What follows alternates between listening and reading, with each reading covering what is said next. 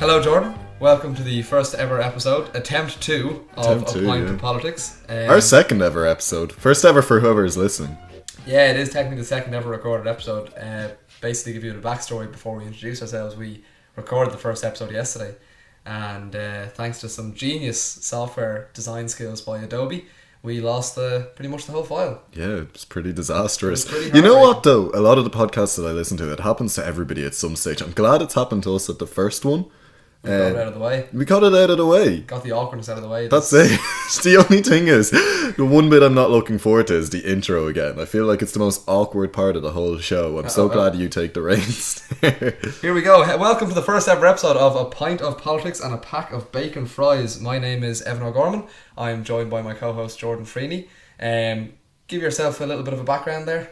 Yeah, so my name's Jordan. I studied economics, politics and law in DCU, and now I'm pursuing a career as an accountant. I feel like that's kind of ironic. When I talk to most people, if you mention you're doing one of those subjects, they kind of turn their head and go, oh, this guy's going to be the life of the party kind of thing, you know? So like economics, you lose half your audience.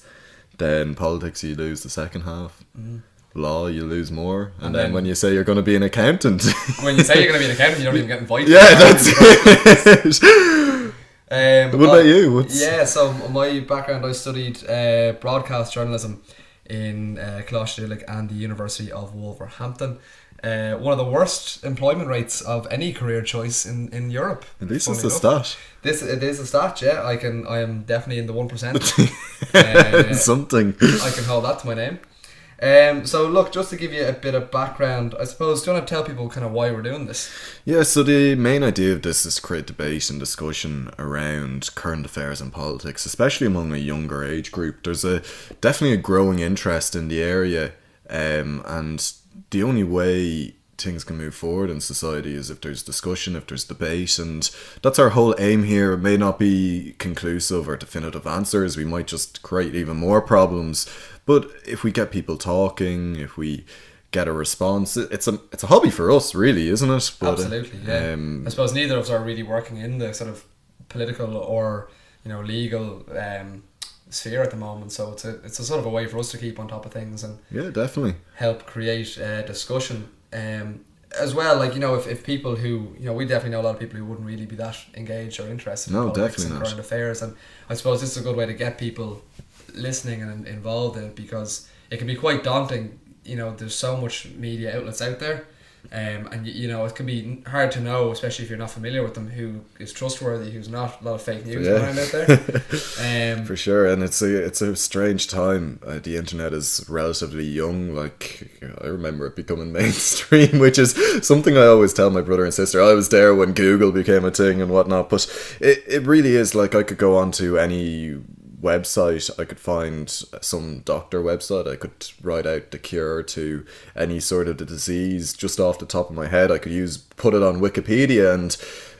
it could very easily be mistaken for a legitimate source, and I suppose we don't have any sort of, we're not working for anybody. We've no sort of mad agendas to be running here. So definitely not.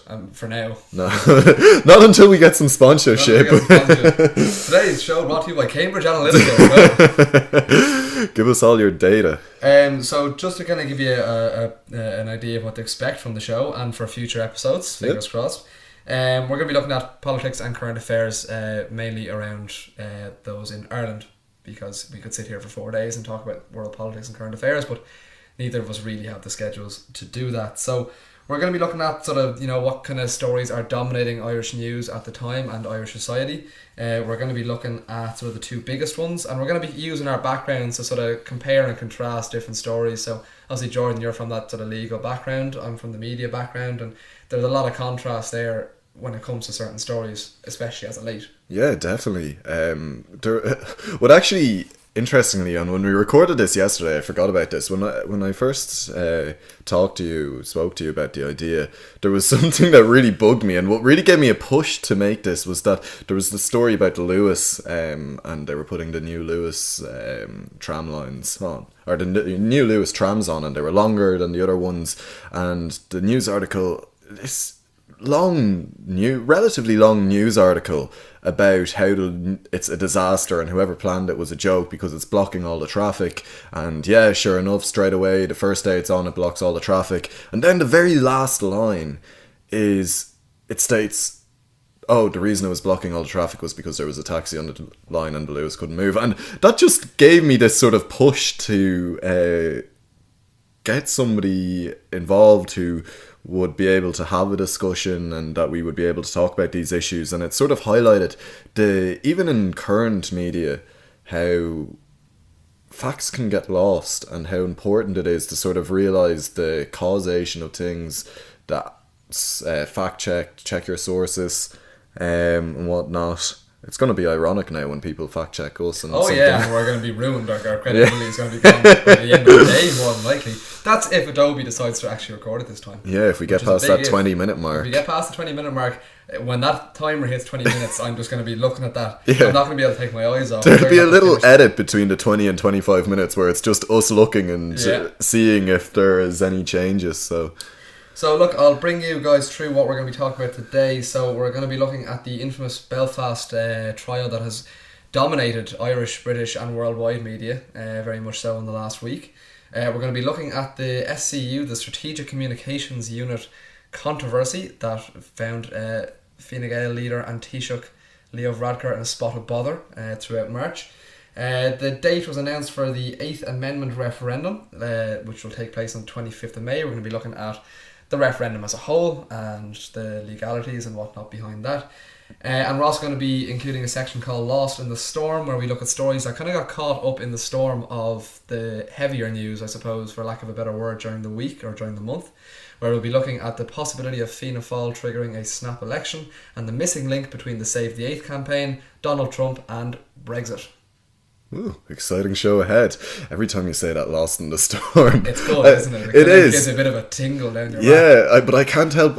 every time it comes up, and even looking at the agenda here, it took me 2 seconds to realise what it was, because for so long we were speaking about just... We couldn't think of a name of it, and we called it... what was it originally called? Things that aren't big news that should be bigger news, and we just kept referring to it as that. And it took about 30 seconds to say the name of the segment. And then yesterday we were there prepping today's show. I use there's going to be a lot of air quotes in this, where I put my hands up and use quotation marks that you can't see. Maybe I'll narrate every time there's air quotes. Yeah, that's a good idea. So yeah, look, let's jump straight into things. Do you want to kick us off with this Belfast trial? Yeah, so huge news, really big news in Irish media at the moment. I guess the closest equivalent I can think of it is the O.J. Simpson trial. It's kind of that atmosphere. Yeah, it has that atmosphere about it. There's a huge divide between people aren't happy with the verdict. People aren't happy with the legal side of sexual violence at the moment, and that's, I guess, what we wanted to highlight in this show. We don't want to talk about our opinions on the verdict. We don't want to get into the whole, I know there's this whole I believe her, I believe them campaign, and it's very divisive at the moment. But what I basically want to talk about from an Irish perspective is the legal setup here compared to Northern Ireland, because then, as I said earlier, we're speaking about, well, as you said earlier, again, I'm claiming all your hard work, but I want to speak about the legal side here to how a case like that would be conducted. As most of you know, it was conducted in Northern Ireland, which has slightly different legislation to down here in the Republic, and for me, it highlights a lot of issues for both us and them, but as I said, we'll be focusing on us. So jumping straight into it, first of all, the biggest thing is that in the Republic there wouldn't have been the disclosure of both the prosecution, the woman involved, and also the defendants. Neither would be disclosed. That's under our legislation. So they'd be anonymous. It'd be completely anonymous, and And what about in terms of the verdict? Would their identities, if they were found guilty per se, theoretically, would they have had their identities? If they were found guilty, yes, they would be disclosed and everyone would know who they were. If they were innocent, life goes on, but goes back to normal kind of idea. The status quo is returned. And I really think that is a much better system of doing it. Whether you believe that they were only prosecuted in the first place because of their names, or whether you believe that they got off because of who they are. I think it would clear a lot of those issues up. Down here, it's I think it works in favour, because if you look at the perspective that how this comes to a court case in the first place, the woman reports it to the police hand it on to the Department of Public Prosecutions, and they look at this and they say, on the balance of probabilities, are we going to win this case? Not do we have enough evidence to bring against these people? Do we genuinely believe that this case is going to win?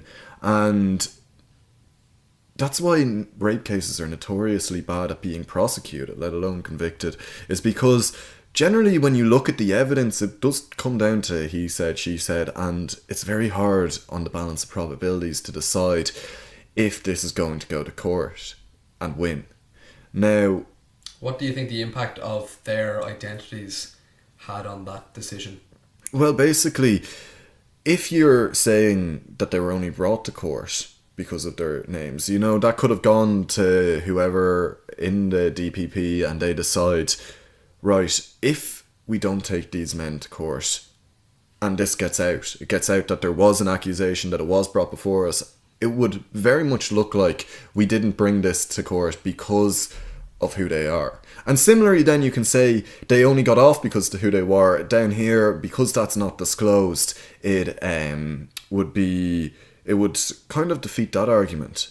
It would be very much down to the jury. And funnily enough, it probably as well would not have gotten the same media attention. Definitely not. Which always influences. When a case like this, you saw in the OJ case, when a case like this gets that much media influence and public interest, it's always going to be somehow affected by that influence. For sure, it's impossible to avoid it. Now, I know the jury are constantly instructed to avoid media attention and to avoid people's status, but it really is impossible, especially for something like this case. Anybody you bumped into would have an opinion on it. Anybody would ask you on it, and it's almost unavoidable to get some form of opinion, and hearing any kind of opinion will generally shape yours in some form. Now, in Ireland again, the public aren't actually allowed access to the courtroom for a rape trial, and again, I think that helps with that. It's purely down to the jury sitting in the room at the time. So going on from that, we actually have a relatively new law that has come in, the Criminal Law Sexual Offences Act 2017. This is in the Republic of Ireland. This is in the Republic of Ireland. And one thing... I suppose just before you go any further there, Jordan, I suppose we should have clarified earlier on to those listening outside of Ireland who might not be as familiar with the case. So basically those accused were Irish rugby players. Yeah. So the way it works between the Republic of Ireland and Northern Ireland, although we'd have separate football teams, our rugby team is just one unit, so we share players, for lack of a better word, between two countries. So obviously they would have had a fairly substantial reputation in the Republic of Ireland as well as Northern Ireland because of their position on the Irish rugby team. Yeah, definitely. And I guess you'll come back to that now when you speak about the society reaction to this. But generally, my whole issue with sexual violence in Ireland is down to the usage of vague tools to decide a case. And regardless of how you feel about this verdict, I feel like generally society has moved on morally to a different understanding of what is sexual violence, what is rape, etc. And And a lot of the times, most of the times, it comes down to consent, which to me is a vague term. And not because I don't know what consent is, I would be very aware of that, but because in a legal sense, you need clarity, you need something sure, something whole, that... Something physical almost. Almost, in that sense, that it gets down to the stage where it's a maths equation. If this happens in this circumstance, this result is what happens. And that's what we need. We need clarity. That's why law exists. It's supposed to say what you can and cannot do. And to the best of its ability, it's supposed to be completely clear about that. Now, I always give the example that if somebody tries to kill you and they stab you, there's a stab wound there. If somebody robs your car... Yeah, exactly. You see your car being taken... And then it comes to one of our most serious crimes, and that's rape, and consent is the tool that's used. Now, in Northern Ireland, it's not defined as clearly because, as down here, under the Criminal Law Sexual Offences Act 2017, they did make an effort to try and clarify this.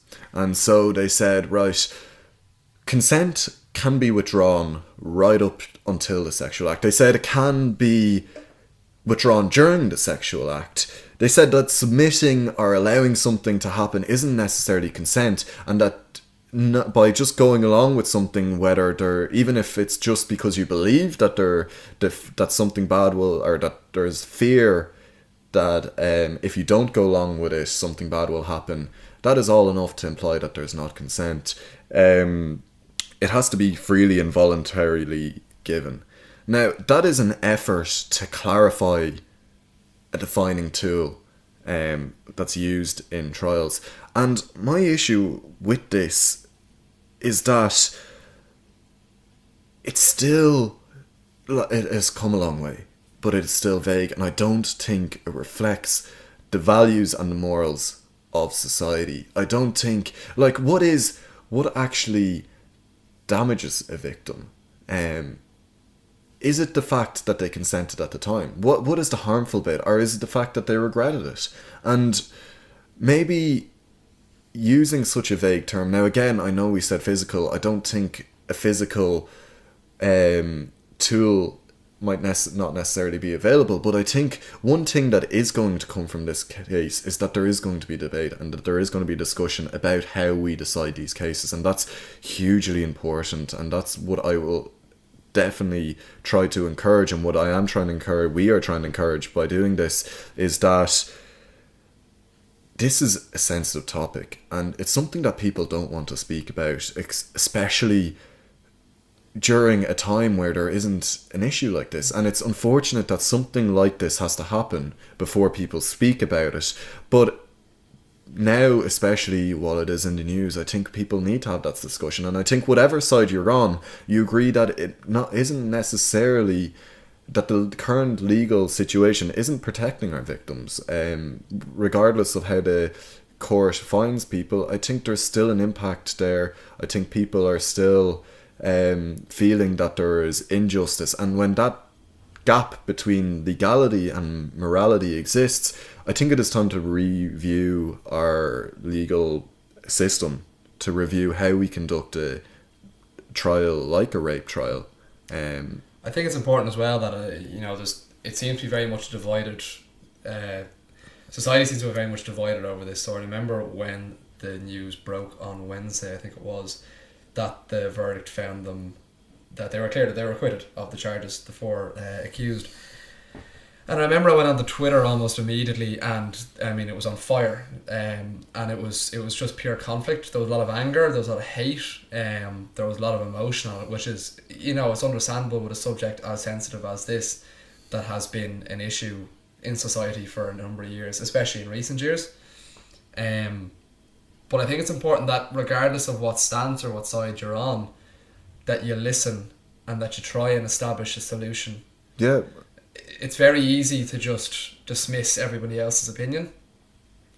But I think if we're going to move forward as a society, that's not going to work.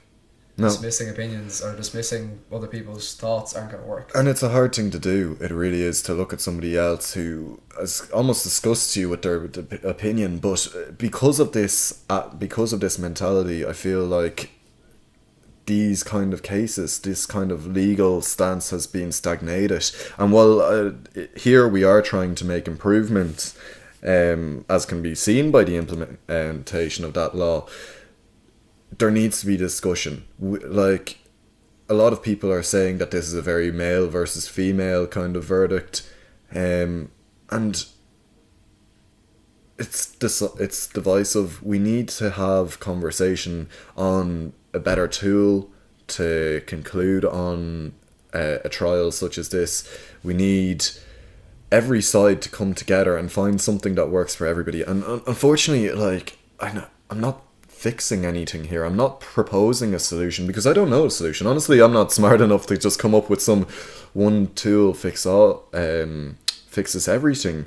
But I would be very, hopefully not naively, but I'd be very willing to believe that as a society, as a collective, we could come up with a solution that would fit something like this better than just completely focusing on consent. Definitely. So in backlash, I suppose, to the verdict, there was in Dublin here, there was a march organised on Thursday, so the following day after the verdict, and that was organised by Solidarity TD Ruth Coppinger. To just give you a bit of perspective, I know, population wise there's a lot more people in Dublin than there are in Belfast, but just to kind of give it a bit of an idea of how much it's affected Irish culture, there were roughly 2,000 people reported to have been at the march in Dublin on Thursday, and there was another march that coincided that in Belfast at the same time, and there was only 1,000 people reported at that. Now look, obviously, as I know, there's more people in Dublin than there are in Belfast, but this took place in Belfast and yet drew bigger crowds to Dublin. Yeah, than it did to Belfast. In a different country, essentially. Just on what you were saying there about moving forward in society, trying to offer solutions and trying to work together, I suppose, going forward. Nolene Blackwell, who's the CEO of the Dublin Rape Crisis Centre, so they received a phenomenal amount of attention and funding when that verdict came about. She was at the march and she proposed that we need to introduce better sex education. We need to introduce better sex education into our education system. Which I can certainly get behind that. Definitely. And if there's we have to always try and make a good out of a situation, and if there's one thing that we can do, it's definitely educate people on this for more. I think it's for too long been a taboo subject. From my own experiences, certainly, from my own experience in the education system, there was very little offered in terms of sex education. No, definitely not. I had to very much learn from, speaking to my parents, growing up, relationships, things like that. But in terms of the education system, it may well have not been discussed at all. Yeah, and this is definitely something that needs to be included in reform, so not only on the legal side but on the education side. Because that's where it starts. Definitely, yeah. And when you're building for a future, it starts with the children and people growing up, and when there is better awareness there, better conclusions and better decisions can be made going forward. Speaking of decision making, wow, nice noise, it wasn't holding back with that one. No, so speaking of decision making, there's been a few bad decisions made in light of the verdict by certain people. So one of the jurors that came out there during the week, it was actually something like 7 hours after the verdict was announced.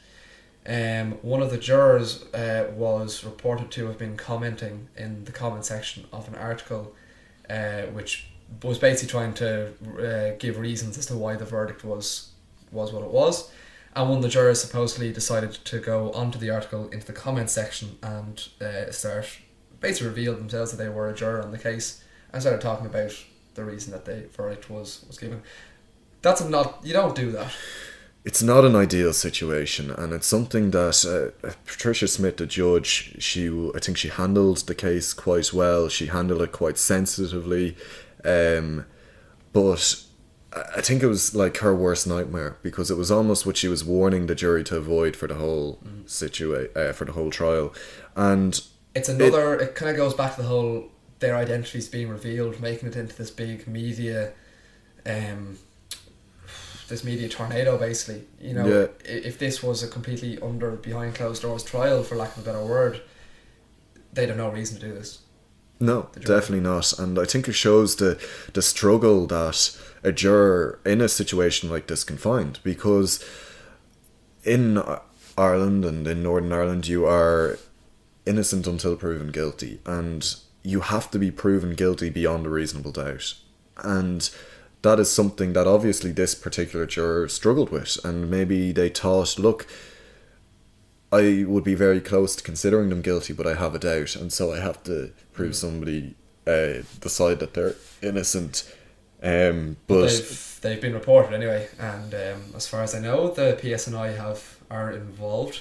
Apparently the PSNI were fairly quick to act on that. So yeah, definitely. Yeah. Can that impact the case, or is it done now? Is that trial finished? No, it's done now, more or less. Further going forward, I feel like there will be a lot of issues. We saw Paddy Jackson very quickly responding to allegedly suing another a Labour TD, Labour Senator. Labour Senator Eamon O'Riordan. Yeah, exactly. That's confirmed so now, apparently. Oh wow, okay. So I think subsequently there's going to be a lot of things like this. There's going to be a lot of issues about people posting opinions, and whether the four people on the four accused decide whether to follow up and try and put this to bed, or whether they try and take a back seat. And it's going to be, I think it's going to be a hectic few weeks at the very least.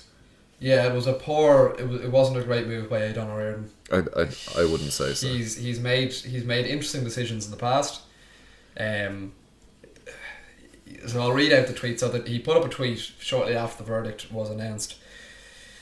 And as a senator, it's really not something you should be engaging with at all. In terms of voicing your trying to push an agenda on a case like this. So the tweet was deleted, but thanks to the glorious platform that is Reddit. It's like the internet 2.0. Everything that's deleted on the internet, you'll find it on Reddit. It's like if the internet got everybody with a grudge and put them into some way. Like, they will never let go of anything. It's brilliant. So it's like the trash bin on your computer. You delete something and it goes into the trash, but it's still there, and that trash is Reddit. So basically, Aidan O'Riordan put out a tweet saying, "I want the woman at the centre of the Belfast rape case to know that she has been incredibly courageous, and that I and thousands of others believe her. The smug, well-connected middle-class boys win out again." Yeah. He's bringing class into it as well as gender, and it's just...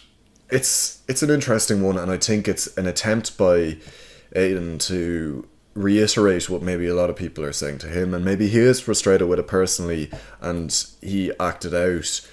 It's a dangerous thing to do. Now, look, again, I want to iterate that it's not I'm not trying to make an opinion as to whether over the verdict, and I'm not trying to defend or accuse anybody that thinks any other way, but there are some things that you have to be careful with when you're posting online, especially when you have a reputation and you're a public figure. I think you have to look at what the issues actually are, and I think the issues here are that the legal system again aren't protecting our victims, that change needs to be made, and I think really somebody of his stature should be pushing for change in a more positive way. He's taking it like, he wasn't the only person saying things like that on Twitter. That was very much a stance. But as you said, when you're in a position like that, you have to be a lot more careful what you say. Definitely. And again, I feel like we're going to be completely taken up wrongly here that we are defending them or anything like that.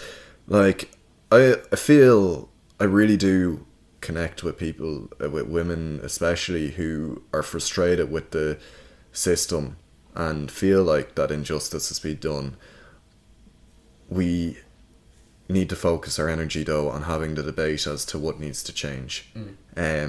Because as I said earlier, this isn't protecting our victims, and we need to, I guess, not direct the conversation in that direction. It's a sensitive subject, and I feel like I'm going to insult a lot of people. And whatever I say, I really am sorry, because I'm not trying to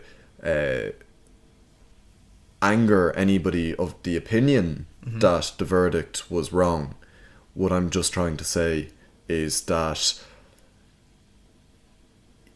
somebody in his situation should be, and I'm sure we could find tweets going the other way, and there was a lot of people that said the opposite, and for them as well, we need to come together and work out a compromise, a solution to the problem, which is the current legal system, in my opinion.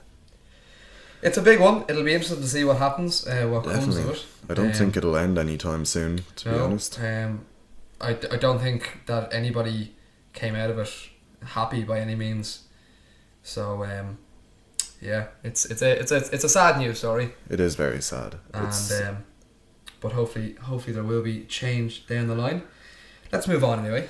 Yeah, I guess to a lighter topic, because I remember for when we initially talked about doing this podcast, we first of all we said the timing would be 45 minutes, and at the moment we're half an hour in, yeah, and we're finishing quarter away. And the second thing I said is let's not go straight into, I guess, edgy subjects, as some people would describe, controversial ones, because I feel like we could very easily just throw ourselves under the bus and misrepresent ourselves. But look, it's an important issue, and I feel like it has to be spoken about, and I think it would be quite hypocritical of me to have the opinion that we need to debate these subjects and then to shy away from them. So, but anyway, before we move on to another serious topic, we're going to have a bit of our bizarre stories section. Yeah, it's a bit of a bizarre one. It's a bit of more lighthearted. It was a lot, I suppose. It very much dominated the news early March. Yeah. It was when the news broke about this. And no one really knew what was going on. No. And it's still developing. There are still developments up till yesterday, as far as I know. Do you want to give it a bit of an intro? Yeah. So our bizarre story of the week has to be the SEU, Project 2040. And Project Ireland 2040. And it really is a bizarre story. For me, how I first heard about this, I was at the cinema, and this really, well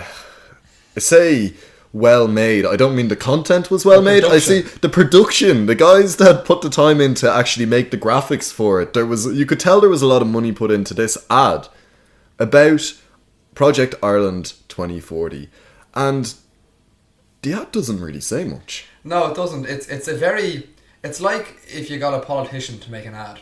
Yeah, and that's exactly when they were being questioned about something they didn't want to talk about, because it says a lot, but it doesn't really talk about anything. No, it's a very interesting ad. And I guess we'll get back to it in give it kind of a lowdown of what the ad is for. So you see so Ireland, the government announced Project Ireland 2040. The idea is that by 2040 we'll have 1 million extra people, we'll need a lot more resources, a lot more capital, we'll need a lot more infrastructure. And this is basically a proposal of making Ireland great again. It's about as close as I can get. It's about all these wonderful things they're going to do. We're going to have a metro line, that thing that's been promised to us what feels like forever, and it's going to connect to the airport, a really sensitive issue, I feel. We're going to encourage infrastructure growth. There's going to be new motorways, there's going to be greater investment, and it really is, they promise us the world, and that's brilliant. I love when this happens. And then my favourite thing is when they try to explain how these things are going to happen.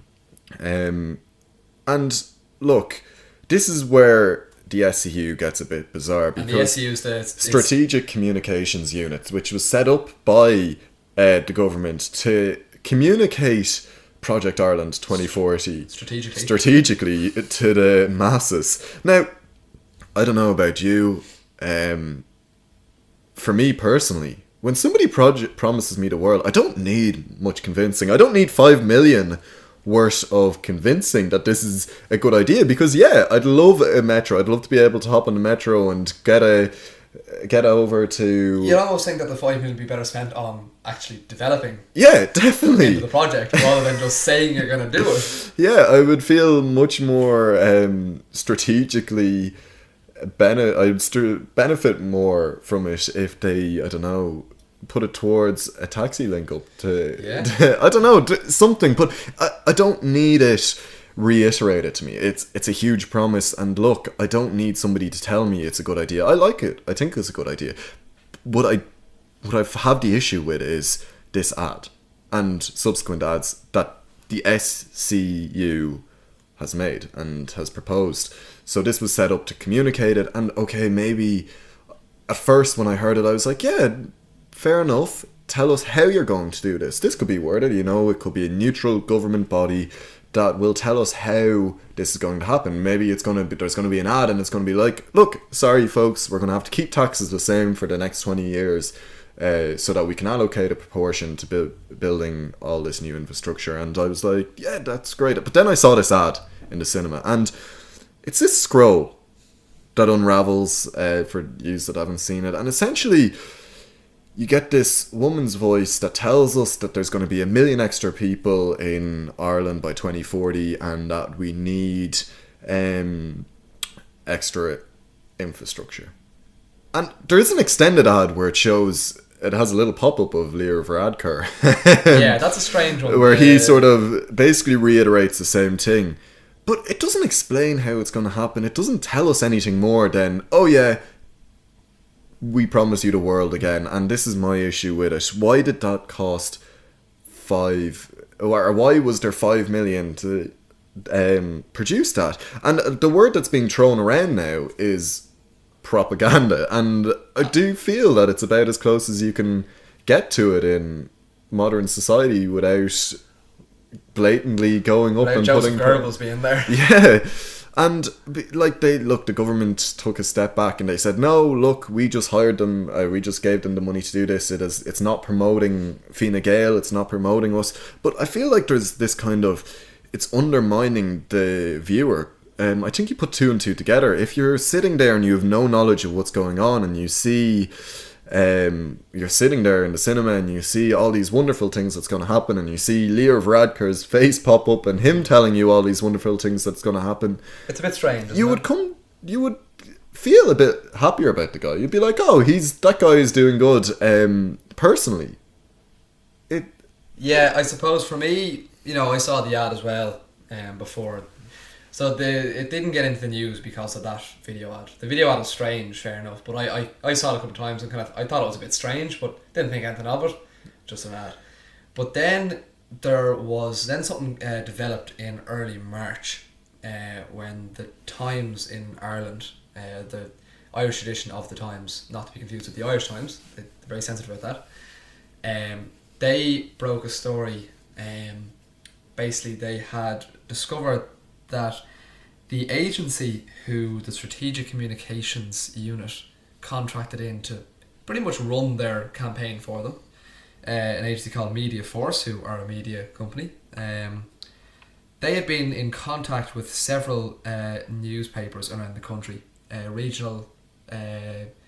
regional newspapers to national newspapers. Yeah. And supposedly, although it's fairly solid evidence so far, but supposedly Media Force was asking the newspapers to write articles about Ireland 2040. What is it? What's the plan to do it in? And in their, I suppose, agreement, again, there's the old air quotes again, from Media Force and the SCU, they asked newspapers that part of our deal is that we don't have any monikers such as advertorial or special feature or anything like that. It simply runs as a normal editorial. And basically, I just dropped my mouse. Basically what that means is that when you see an article in the newspaper, that's an editorial. If it's just writing about, if it's a report on something or other, so say the Belfast trial, someone reporting about the march that was on in town, that's an editorial. An advertorial is when the newspaper will either receive money or whatever. They're basically paid to run an advert in an article. The article is basically just an advertisement for whatever the subject is.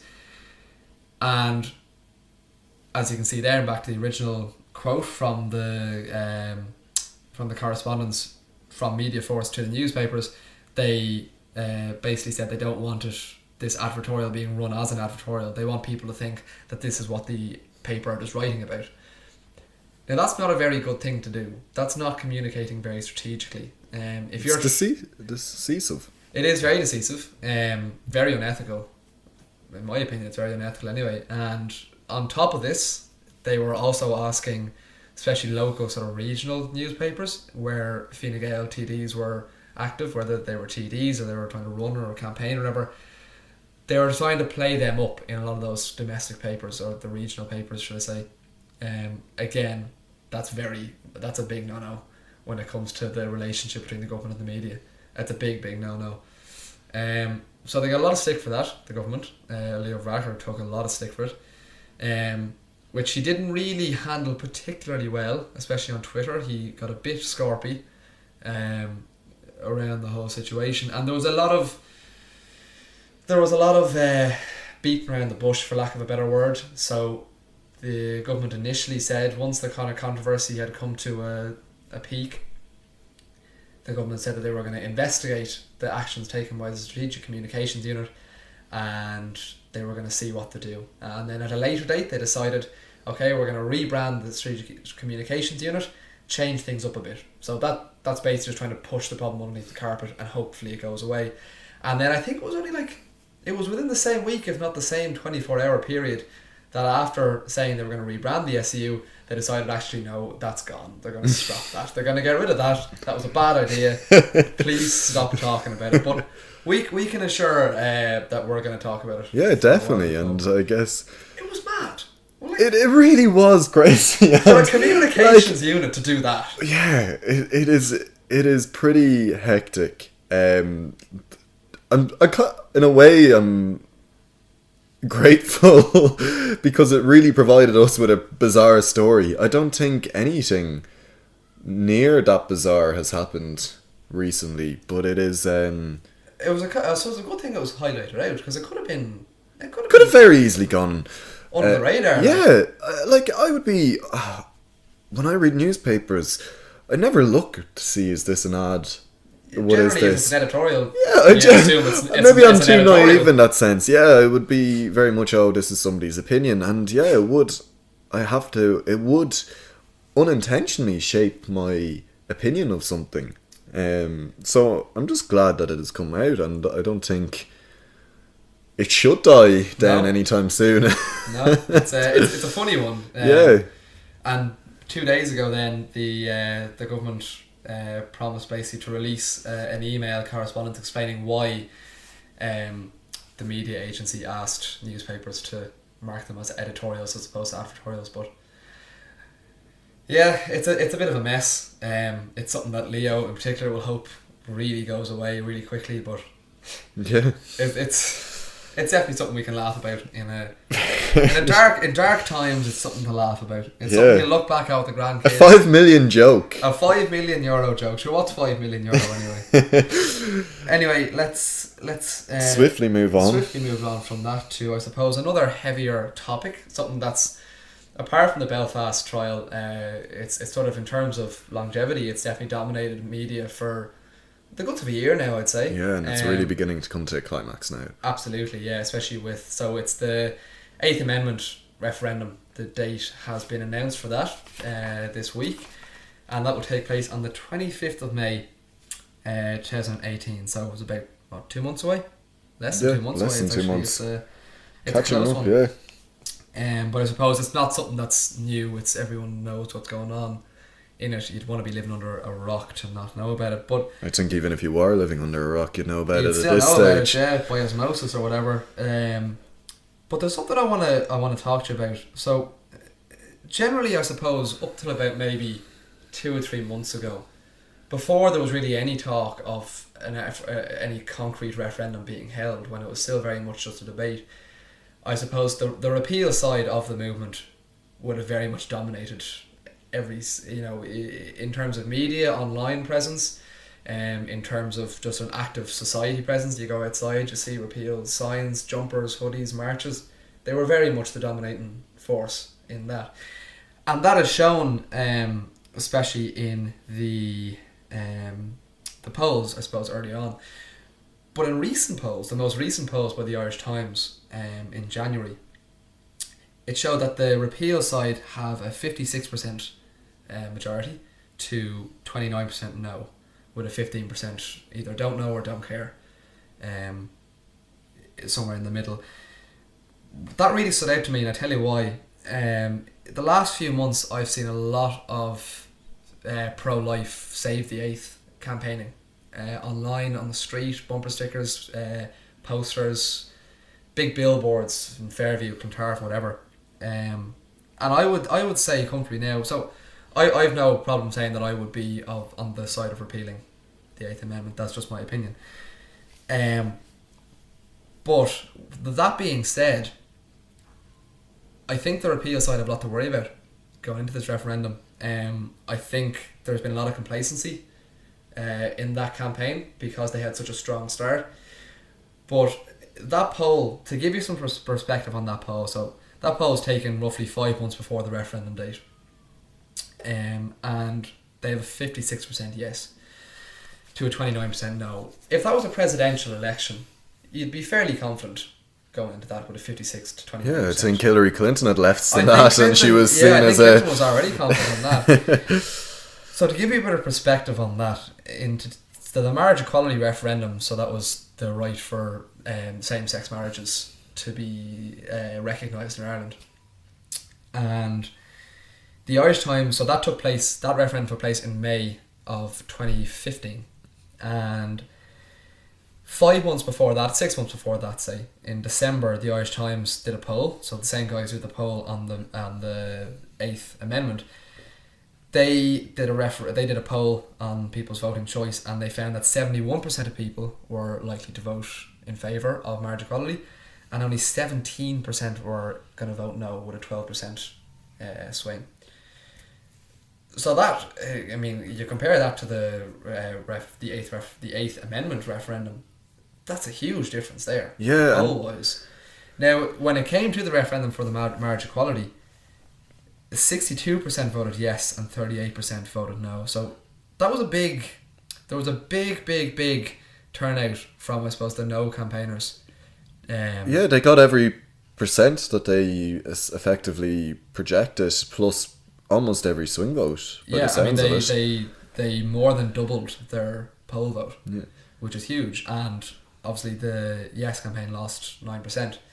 Now look, that's just one poll. They're completely two different referendums. 3-year difference, so it's hard. I don't want to try and compare it as if it was black and white, but if you look at that result, if you look at that fluctuation of poll versus results,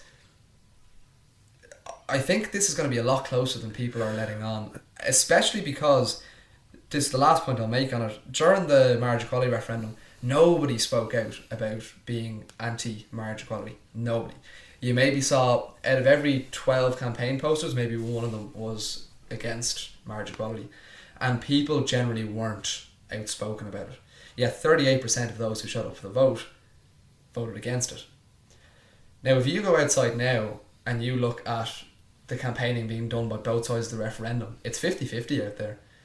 Whether it's online, whether it's posters, whether it's marches, whether it's bumper stickers, it's 50-50. For me, from what I'm seeing, it's 50-50. Yeah, this is definitely something I've noticed. I always like to have a look at the opposite sides.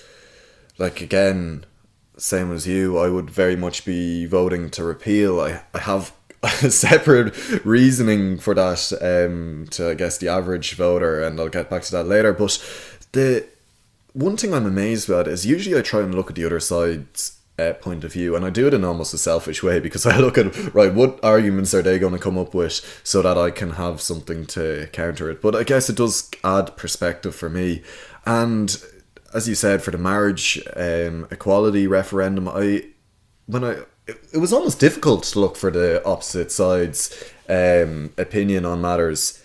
But for this one, certainly, I know I definitely have a lot of Save the 8 friends. And, well, in my microsphere, if I look around, all my friends appear to be pro-repeal, all their friends appear to be pro-repeal. If I go on Facebook, I see pro-repeal ads. If I see pro-repeal Facebook pages, but then I click on one of my friends' pages who would be pro-life, and all of a sudden you see this whole different world. You see all of their friends being Save the 8, pro-life. You see all their friends the same, and it gave me this incredible perspective that this is going to be a lot closer than people believe, especially with the current trends in geopolitics. We have this new, I guess, trend of the quiet voter. People who want to keep voting to themselves, that maybe on social media, one side is outspoken, and so this quiet voter keeps their vote a secret and even lies in polls, etc. Like we saw it in Brexit, we saw it in the American elections. There's this growing trend of conservatism, of the quiet voter, and I don't feel polls are as reliable as they were. Not necessarily because of how they're conducted, but because of how people are portraying their information. I suppose you could almost go as far as saying the last couple of years polls have been consistently wrong, so they haven't been quite reliable. Definitely. If you see one side winning, you know that's not good. No, and for something that is so close, 56%, I know, like we were both looking at a few other polls where you could change the survey group to over 65, I believe, was up at 72% in favour of keeping the 8 amendment. Then when you go down to 18 to 24-year-old category, it's almost the same. But once you go outside, if you go to rural, I think it's 52% in favour of abolishing it.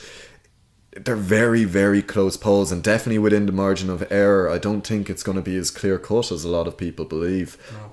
No. I think it's definitely it's going to be decided on the day, and if the current trend continues, because the support in repealing the referendum has seemed to dwindle over time, I think it's going to literally come down to the day, and on the day it'll be 50-50.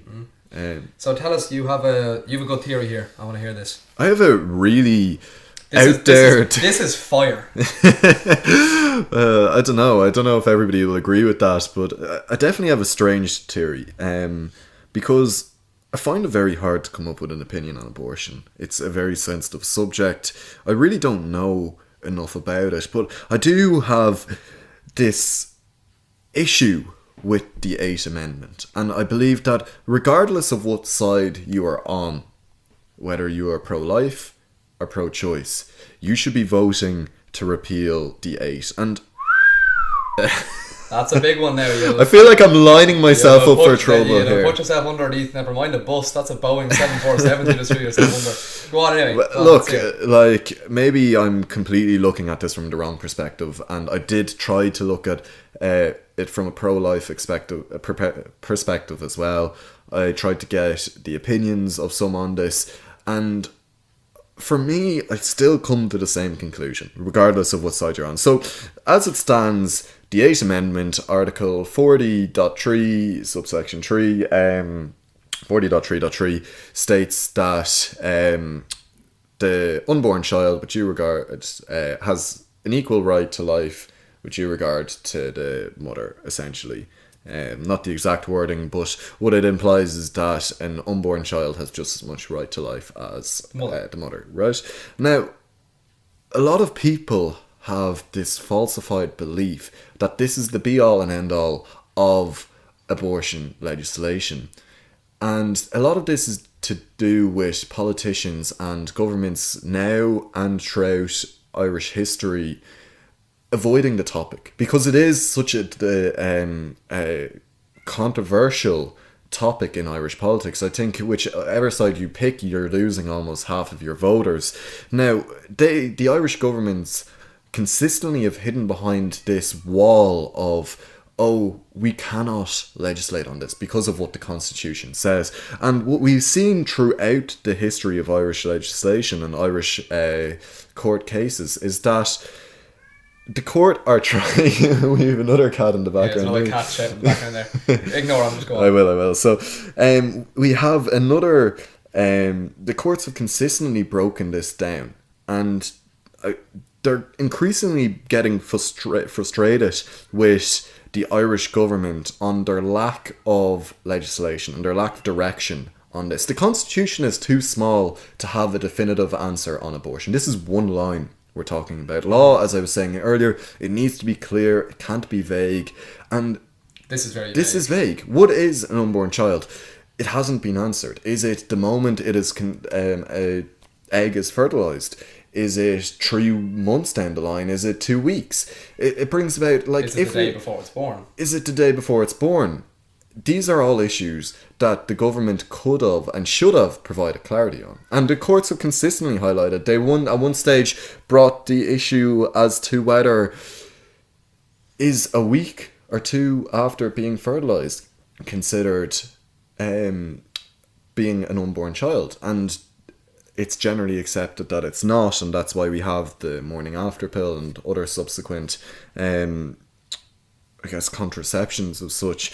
But basically, to give you a rundown, in 1861 we have the Offences Against the Persons Act, which criminalises abortion in Ireland, essentially, for the first time. It's criminalised women who try to procure a miscarriage. Now, that was under UK legislation, and that was brought forward when our state was created. It was brought forward, essentially, to keep the status quo.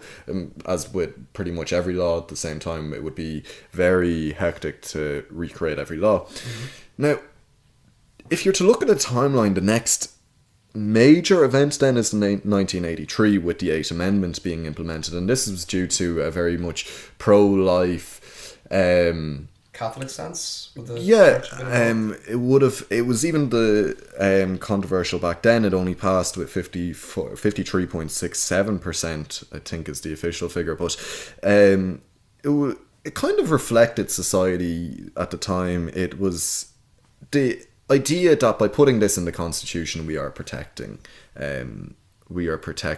the unborn child.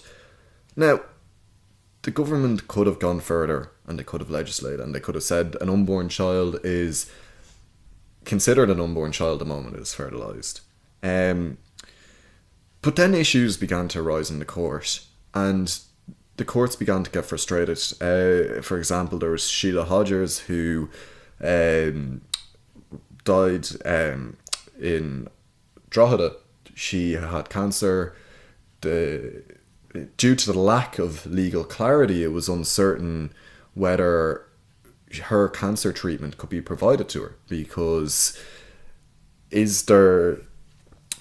by providing this cancer treatment, there's a risk of killing the baby. And because of this embedded in the Constitution, does it almost overrule her right for cancer treatment? And so it was at this political standstill, or this legal standstill, as the doctors didn't know what to do. She had the baby, and 2 days later she subsequently died, as did the babies. Now, look, I'm not saying, again, I'm not going against pro-lifers, but it just clarified, for me, it's just the highlight of what is wrong with this actual wording, because people didn't know what to do with this situation. And if you are truly pro-life, I think that this isn't what you're after. Okay. This isn't a situation that you believe is ideal, and I don't believe it's a situation that pro-choice believes is ideal. And clarity is needed. And as long as that stands, that 8th Amendment stands, the clarity won't be there. So to continue on with the timeline, you have SPUC v Grogan, which the courts basically decided that distribution of basically how to get an abortion would be allowed available. You have in 1992 the X case with a girl who was looking to travel to get an abortion. The police realised that this could be an issue. They brought it to the DPP, who again were uncertain as to what would happen. They went to the courts, and the courts broke it down, and they said, look, their judgment is quite abrupt in a way. They say, look, we're going to let her do this essentially due to the lack of clarity from the government, from the legislator. It goes on, 1995, again, you're allowed issue material relating to it, but it has to be sort of coinciding with parenting and adoption material. In 1997, you have the C case, which is very similar to the X case. Again, a 14-year-old girl.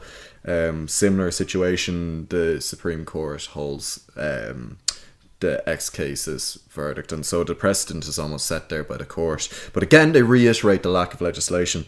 Now, you skip forward a bit, like there's a lot goes on in the middle, but just for the sake of the podcast, in 2010 then you have ABC versus Ireland, which for me is the next major issue, which the European Court decides that we are violating women's rights by our current legislation, because of this standstill, because of this this legal uncertainty. And again, the government, they really attack the government, and they say you need to legislate on this. And not only, I think it's about 2 years later, they make another ruling where they basically or they issue another statement where they say, you're not listening to our ruling, tell us how you're doing it. And so this is when talks of the referendum really begin to ignite. I suppose, to give a perspective, 2010, that was the height of the economic crash as well, so there was a lot of other things going on there as well, so it was easy to see why that kind of got almost sidetracked. Yeah, in a way, and I think it was also the government's fear of implementing it. They were under a lot of scrutiny at the time, and this was another thing that they didn't need, essentially. So then we have the Protection of Life During Pregnancy Act 2013, and what that essentially allows is limited abortion in Ireland. People, genuine suicidal parents, mother being evaluated by 2 psychologists and 2 doctors can get an abortion. Leads to 2014, where Leo Varadkar states that there was 26 pregnancy terminations in Ireland in 2014. And then it brings us up to 2017, and I think it almost didn't get enough attention. There was this most recent case where a man had a pregnant wife. He was going to be deported because he was here illegally. The wife's unborn child would have been Irish if he was born on Irish territory. Now, the issue here is, because our constitution doesn't outline all our rights. It has implied rights, and while it might say one thing, a lot of our rights are implied. Now, the issue then is, do those implied rights extend to an unborn child? So if we're saying they have the same right to life as an already living person, the mother, does that then give them equal rights? And the Supreme Court, it went to the Supreme Court. They actually overruled the High Court's opinion. Eventually, the High Court said, yes, they do have these implied rights. But the Supreme Court reserved their judgment. All 7 judges reserved their judgment. And they asked the state, what is your stance on this? We want clarity. We're fed up with this. We've been chipping away at this, trying to get you to do something. You need to tell us what you're going to do with this referendum, what legal wording you're going to put in instead, what laws you're going to replace it with, so that we know how to decide this case. And the government took a step back and say, we can't really legislate on it until this is gone. And the courts got fed up with that, and they said, right, we're ruling that they don't have any rights outside of the right to life. And that was a real sort of kick in the shins by the court, because I feel it was them saying, if you want the unborn to have rights, you're going to have to legislate on it. Make a decision on this. And so it has come to this referendum. And up until now, like even in that case, the state, the judges consistently asked the state, what is your view on this? What do you consider an unborn child? These questions, and the state refused to answer. Now, the reason, this brings me to the referendum. Why do I think that both sides should repeal? And if you're pro-choice, obviously you're hoping that there's going to be some abortion legislation, and you're hoping that by repealing this, that can be put into place. But if you are pro-life, you're seeing a trend over the last, my maths is terrible, but over the last 100 years, essentially, but especially so in the last few decades, of the courts consistently getting frustrated with the lack of guidance from the legislator. And they're going to keep, in my opinion, chipping away at the 8th Amendment until it is completely clear what an unborn child is, what are their rights, and the stance of abortion in Ireland. So I think that people need to be looking beyond this referendum. I think that regardless of the outcome of the referendum, we're going to have the same outcome in legislation. And that's because both the Irish courts, the European courts are pressurising us, and outside Amnesty, all these are pressurising Ireland to change the legislation, to clarify it. And so I think that if you're pro-life, you should be looking at repealing this and basically lobbying the government to solidify the rights of the unborn. Basically going to the government and saying, right, yeah, we'll get rid of this, we'll vote to get rid of this if you say an unborn is, the moment it's fertilised and you can't abort an unborn. Similarly, if you're pro-choice, you should be looking beyond the referendum as well and saying, look, we wanted up to abortion legal up to 3-4 months before it's considered an unborn child, etc. I think it's too vague.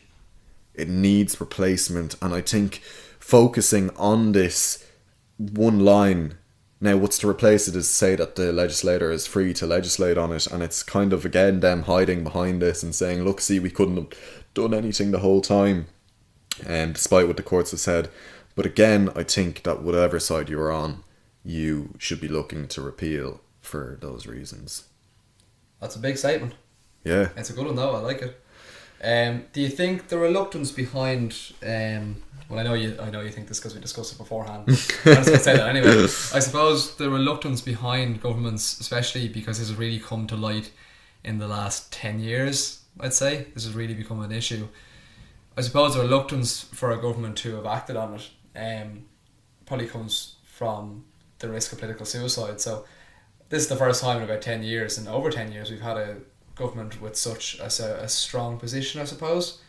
As good a popularity. So if you look 10 years ago, 2008, economic crash, from then on we've had governments really, really, really scrapping together to try and get some support. That's it, and I think we're in a very strange time politically for Ireland. I think that during the recession everybody wanted somebody's head, and I think every politician, anybody in government, really didn't need another issue that could have been any way controversial. Because this will divide voters, regardless of the party. It's split down the middle between every single party. You see, I think the issue here is that it's been that by hiding behind this, they've created the whole issue that are you pro-life or are you pro-choice?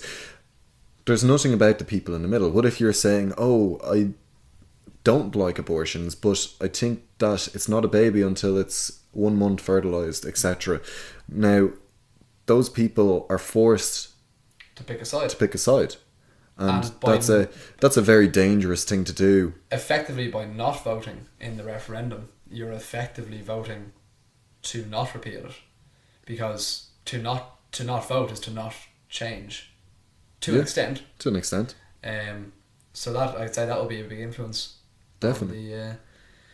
On it. And I suppose probably move on to the next piece, which is related, unless you have any more to add. No, I don't think so. I think that was pretty much my rant for the day. I think we'll probably be coming back to this in future we're episodes. We're going to be moving straight onto it now.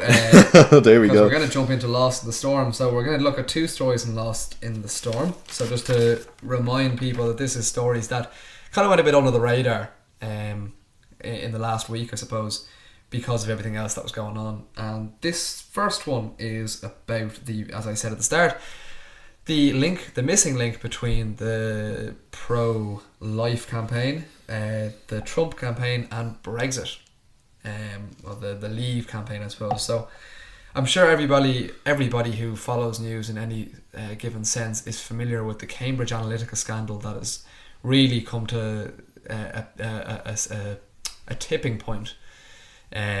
When Channel 4, I think it was Channel 4, did an expose on Cambridge Analytica, who are a data analytic company who use your online data to basically target you for advertisements, things like that. So they were used by both the Leave campaign in Brexit and the Trump campaign in America to basically help target potential voters with campaign material based on their online activity.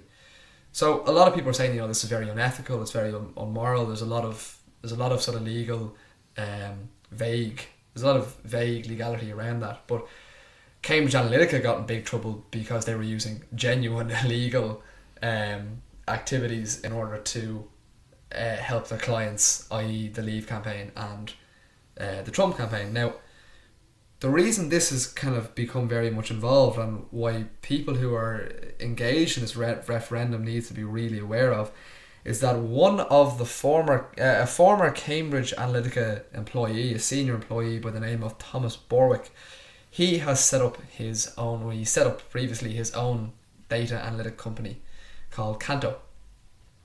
And on paper it's really funny. He's the only person who's involved. I only discovered this last night after we did the first recording of this podcast. I was reading back over last night. He's the only person on paper who is involved with this company. So it's basically really? Just him. So it's his company? Yeah, it's basically just him. Okay. Now I'm sure he has people working for him doing the mundane stuff, but it's basically just him. And his company Canto, who have both worked alongside Cambridge Analytica in the Leave campaign. He himself was actually he was the technical director of the Vote Leave campaign for Brexit. So he was a very senior figure in that campaign.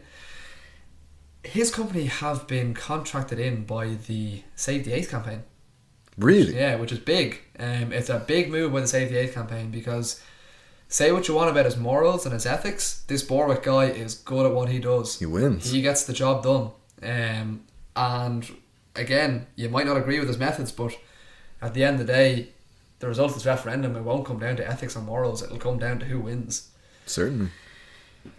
So just to give you a bit of background on him, or how this came to light, I suppose, is that Fintan O'Toole, if you don't know him, he's a writer for the Irish Times. He's been on the media scene for decades in Ireland.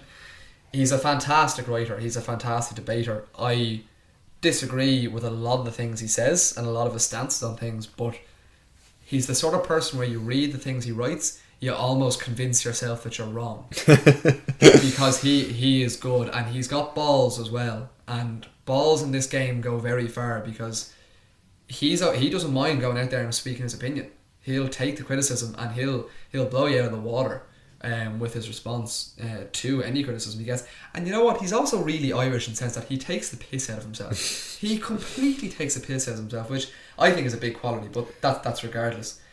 Anyway, he published a story in the Irish Times on Tuesday the 27th of March where he was speaking about this situation, and he's speculating that there's going to be a lot of, what was the wording? He said there's going to be a lot of abortion fake news in the coming months on the bill of the referendum, because obviously Canton are now involved. And if you look at the track record that Borwick has in the Trump campaign and the Leave campaign, there was an awful lot of fake news in both campaigns. Again, they won, so he did his job at the end of the day, but there was a lot of fake news, which Fintan O'Toole and probably myself would agree that people really need to... if you're engaged with this referendum, you really need to be aware of what you're reading and what you're consuming. You need to really fact check beyond belief. Definitely. Source everything.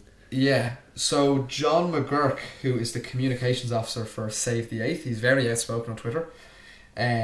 He came out with a statement saying that the only reason that they've taken on Canto is for website design and maintenance. Now, if you look at the track record, and Borwick's success in the last 2 years is going to come at a price.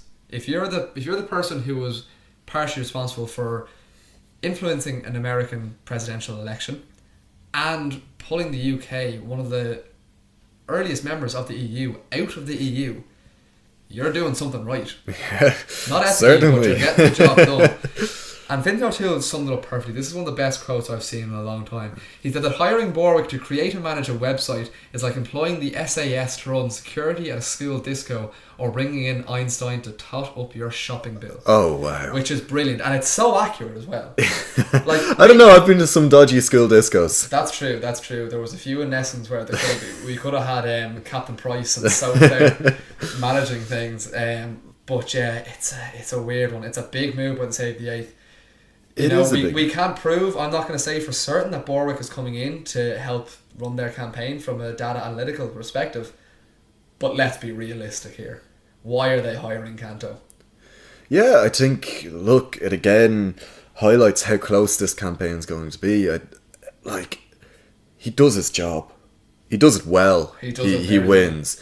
We might not completely agree with him ethically, but I think in any election, everybody will take a winner over a morally correct. There's no ethics in politics. You're in the wrong game. You're in the very wrong game. But look, it's a very, I'd say, risky move by the Save the 8 campaign, especially with all the conflict that's coming on and how close we are to the election. I will be checking everybody's CV down to the smallest. The fine print. The fine print, yeah, but I guess I would assume that they've weighed this up and said that this guy is worth more than whatever damage it may cause by having that link. Yeah, he does win, and that's what it comes down to. So it'll be interesting. Be interesting to see what kind of content that the Save the 8th push now with him on board. Yeah, because they've had a few blunders. They had the supposed nurse who worked in the abortion clinic. That guy who was kind of their face of their campaign for a few weeks, who then it was revealed that he was not in fact a nurse in an abortion clinic. He was a kitchen porter in a women's healthcare clinic that practiced abortions in the UK for a certain amount of time for something like 6 weeks. So they got a bit of criticism over that. So maybe that's the reason why they need somebody who can get the job done. Yeah, who knows what they're doing and is able to provide results. We'll have to see anyway. Yeah. Again, it's going to be a close one, and I think something like this will, it's been lost in the storm because I think people don't know whether this should be an issue or not. Yeah. Are we more concerned about what somebody has done in the past or what their methods of doing things, or are we more concerned about their results? This is true.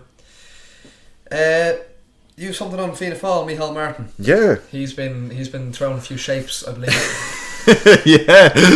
I'd say you won't catch him down in any discos because he seems like he has a busy time ahead for him. And look, I believe, and my loss in the storm is that the parties are shaping up for another general election.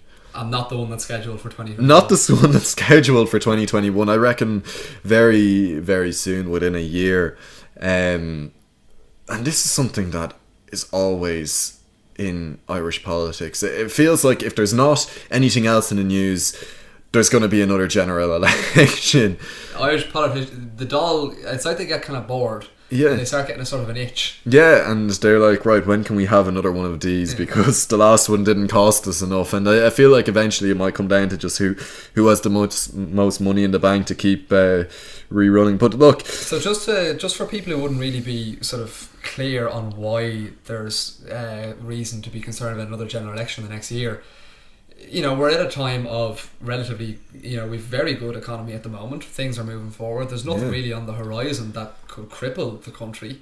So why is there, what's triggering this potential for general election? So currently as we stand, we have a minority government in charge. Fine Gael are acting as the de facto government under a confidence and supply agreement with Fianna Fáil. Now, how this agreement works is that they came to this memorandum of understanding, essentially, where both sides put in certain policies and that the other side has to follow for them to support, to create a coalition. So this would normally be a coalition, a Fianna Fáil, Fine Gael coalition, but because they're I guess they don't like each other. They never have, never will. So Fianna Fáil have agreed to essentially be in government but opposition to government at the same time. And this was back in the last election. This was the only way they could form government. So this is old news. Now the only thing about this agreement is that it expires in October of this year. Now Varadkar was questioned as to whether there is has been talks to extend this agreement, and the answer was an abrupt no. Why is it a no? That's my question. Why, like, if you're sitting in government, why aren't you happy with the status quo? And the reason being is that while neither party has pulled away from each other, neither of them, I think, feel like they can create or can win from another election. They don't want to work with each other anymore. And you have what people have been referring to as the Sinn Féin factor. Sinn Féin sit at 14 to 19% of the electorate in most recent polls, considering depending on who you go to. Red C are sort of at the lower end, saying about 14%, and they believe that it's sort of like, who would you like, which enemy can you work with best? Do you work with your natural opposition? Yeah, this kind of thing. And both Fianna Fáil and Fine Gael will be eyeing each other up and saying, you know what, never really liked you. I want to actually work with somebody who I dislike less, for lack of a better term. So basically the polls have remained pretty stable. The Irish Times have Fine Gael at 34%, Fianna Fáil at 25%, Sinn Féin at 19%, Labour at 3%. Labour. Red C of Fine Gael at 32, Fianna Fáil at 29, Sinn Féin 14, and Labour at 6. Red C obviously asking a lot of Labour friendly. They're both by 100% there. Yeah, so anyway, but the idea is that Sinn Féin are now in a position that they could go into government, and this is reflected in their most recent, I guess, public meeting, where Mary Lou MacDonald became the official leader of Sinn Féin, and where they voted for the first time to agree to go into a coalition government. Now, this is a very strange thing to have out of nowhere. For them to vote this would imply to me that there has been some talks behind the scene as to, look, from whether it's from Fine Gael or Fianna Fáil, if we do this, will you do that? And that, to me, that's what it seems like. And I feel like Sinn Féin, who have been consistently sitting on around that 14 to 19% popularity, I feel like it's their chance to jump at a government and to potentially become a major player in the market. Now, Fianna Fáil similarly have been, only just a few days ago, Micheál Martin announced a reshuffle of their politics, and they've lined up everybody to basically faced their counterparty. They've done their focus groups and they've said, who would you pick, this person or this person? So they've appointed... And this action is the sort of thing that's brought this to our attention as well. Yeah, exactly. This is the main... reshuffle. Yeah, because they've appointed a deputy leader for the first time. In 6 years. In 6 years. Yeah, sorry, not the first time. They've had a few of them, but yeah, look, he's quite popular. Dara Cleary in the party. He doesn't have necessarily the same views on abortion as Micheál Martin, but I think the general feeling is that he was long overdue, this position.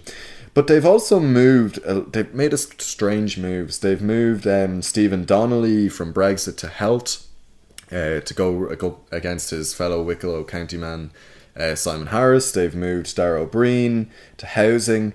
And the idea, I think, is to shape them up against a counterparty. Who will win over this? And it really is an indication that we are ready to go to war. We are ready to go to this election. When October comes around, maybe there will be a collapse in government. Maybe we will need to go to a general election. And that's my loss in the storm. If you're not fed up of hearing about general elections every other day of the year, I feel like the one time that it's not in the news, it probably should be.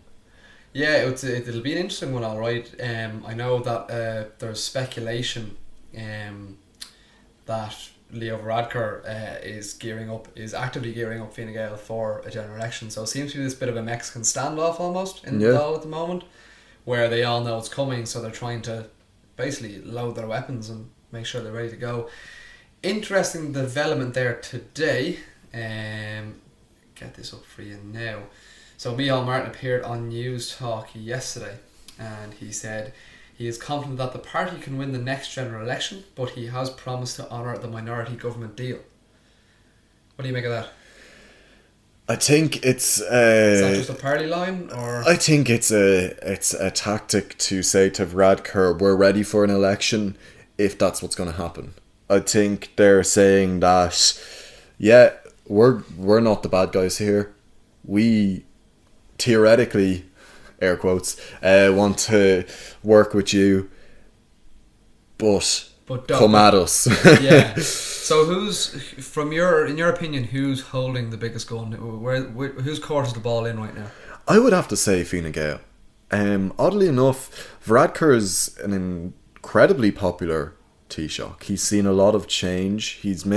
Some would argue that he's in the right place at the right time. But the country is on track. Now look, I'm not a Fine Gael supporter, but I can see why a lot of people are crowding back to them. They're increasing in the polls. I suppose they can thank the strategic communications unit. Oh, they're obviously doing their job. We'll see. $5 million was spent well. Oh yeah. Look, I would have to say they are. They're top of the polls, and I just think that if an election does come around, that they would definitely be in the best position to come out on top. So yeah, that is my loss in the storm for the day, and I think that wraps us up for today. I think that story, in terms of all the stories talked about, maybe apart from the 8th Amendment referendum, I think that one's going to be the biggest developer. Definitely. I'd call that now. I think we're going to be talking about this. This is going to be front page. There goes the mouse. This going to be front page news in no time at all. So yeah. That was inevitable that the mouse was going to fall if I put it on my lap. So, that was a good show, I think. I enjoyed it. Hopefully we can keep it going and people respond. And look, whoever you are, please give us feedback, even if there's only 2 listeners and it's us. Even if you want to give me some feedback, Evan, I'll give you some. But if there's people listening, look, talk to us. If you don't agree with what we're saying, or if you want to fact check us, please do correct us. We'll be more than happy to talk about it. Maybe we get some guests on. Maybe down the line, yeah, we could get Leo and the Strategic Communications Unit. We should get in touch with the Strategic Communications. We should contact before them. They leave. Let's do, because they're being wound up. Let's try and get in contact with as many of them as we can. Yeah, so as we said at the start, the whole point of a pint of politics and a pack of bacon fries is that we want to engage conversation. Completely. I suppose that kind of stems from where the name of the podcast came from. Like, people generally don't talk about politics as well in normal daily life as they would in the pub. The pub is a great place for talking. This is about the politics. like. Look, I worked in a pub for years, and my favorite part of working in a pub is you'd have 6 people sitting up on a counter having a conversation about current affairs. And I say it pretty much sums up what we're doing. We do a little bit more fact checking, but And they generally, I've often found, if I'm out having a few pints and a few bacon fries and I'm talking to somebody about politics, people are a lot more. They communicate and listen to each other a lot more definitely. than we will on social media. Completely, which is ironic because we're putting this on social media. It is very. But if you're maybe the Bloody Stream might play it on a Friday night. oh, that would be brilliant. That would be excellent. We'd be local celebrities. Yeah. But look, if you're listening, have a pint, listen to us, talk back to us, and we'll have a pint on our next show, mate. Let us know. And if say for example, especially for the Lost in the Storm, if you're aware of any news stories that you think should be getting more attention. Yeah, this is something huge. Like, it's hard to find things that aren't in the media because a lot of the time that's your main source of finding news. So Absolutely, please, if there's something you feel like should be bigger, get in touch. Send us the tip. It's been a pleasure. It really has. Any plans for the rest of the weekend? None, unfortunately. Same. The life of an economic, politic and law graduate who's now studying accountancy, huh? Yeah, I tell you, it's a wild life. Yeah. I'd say there'll be a lot of people envious. If there's a party going on, please invite. Absolutely. Jordan, it's been a pleasure. And for you, Evan. Hopefully we will get another one. Hopefully we'll do this on a weekly basis. Yeah. And I say hopefully. That's the aim. Yeah. So yeah, until next time. Until next time. Hope everybody enjoyed the first ever episode of, despite it being the second take of the first ever episode of A Pint of Politics and episode 1.2. Bacon fries. Yeah, episode 1.2 I think is a good way to summarise it up. So just to give you a quick roundup, so in the first ever episode we looked at the infamous Belfast trial, where we looked at the madness and controversy surrounding the SCU, which I don't know about you, but I'm not planning on letting that go anytime soon. That's going to be a recurring joke. It was funny enough, we actually thought of naming the podcast, what was this? The Strategic Communicators. Yeah, and we can have a 2040 special if we keep going then. Even if we don't know each other at that stage. We're living in different sides of the world. We have to meet up and have a 20... Elon Musk could have us set up on Mars. Definitely. We'll go to Leo Varadkar's retirement home and we will find him and we will ask him about this and his weekly Twitter videos. 100%. So we looked at that. We looked at the 8th referendum and the date being announced for that, and we looked at the missing link between Save the 8th, Donald Trump and Brexit, and our Fianna Fáil gearing up for a snap election. Been a pleasure. Until next time.